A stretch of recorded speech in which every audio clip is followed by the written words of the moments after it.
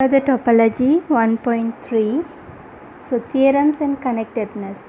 So if you see the definition, A comma B of a space, that is A is non-empty and B is non-empty, if it is separated, if A closure intersection B and A intersection B closure are both empty, that means A closure intersection B is empty and A intersection B closure is empty. So if it is space, so we need to check the topological space. It means if it is a space, means it's behind a topological space. For example,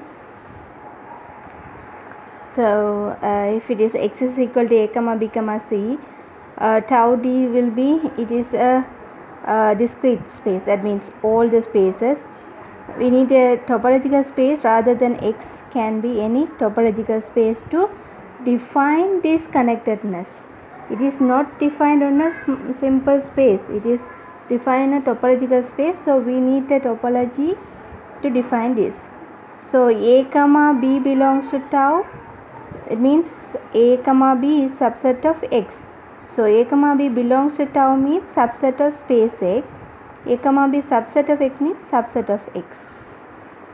Now if A closure intersection B is empty and A intersection B closure is empty, then A and B are separated. As an example, find all the separated set of this as well. Okay, now let's move on. Note, f is a function from x to y. If f is continuous, we know all the open subset of y will give as a f inverse of that set will be an open. Then if we say f is a continuous, for example, x equal to abc, y is also abc, say the sigma of y will be topological space y pi a n a comma c.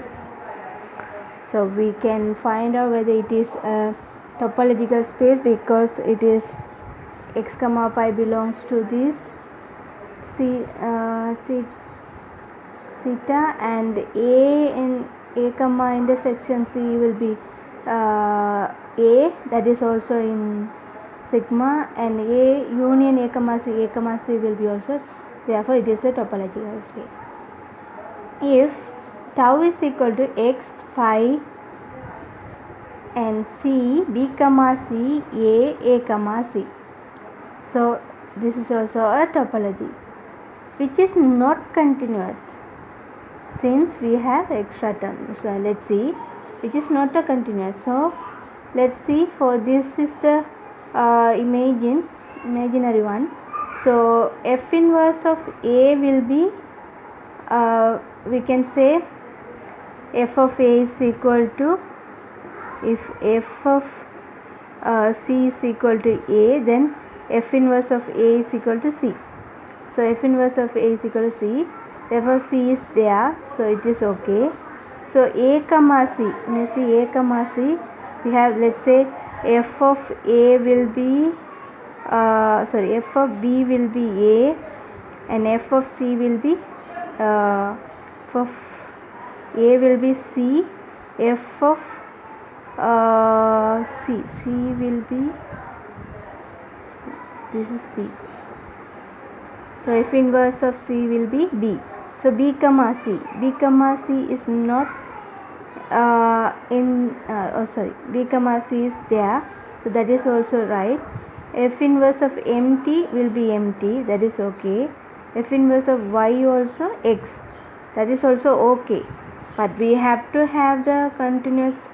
For if it is a continuous, we need only pi x c b comma c only. If it is so, it will be continuous, but we have some more additional subsets there, so we can't find, for these subsets we can't find an open subset in the tau, therefore which is not a continuous. We have found some extra term in the tau other than this.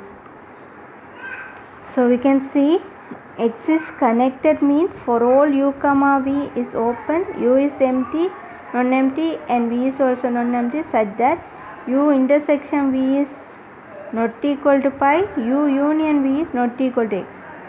It means OR. So whether this one or this one satisfied, we can say it is a connected one. But for all these pairs, the disconnected, any two of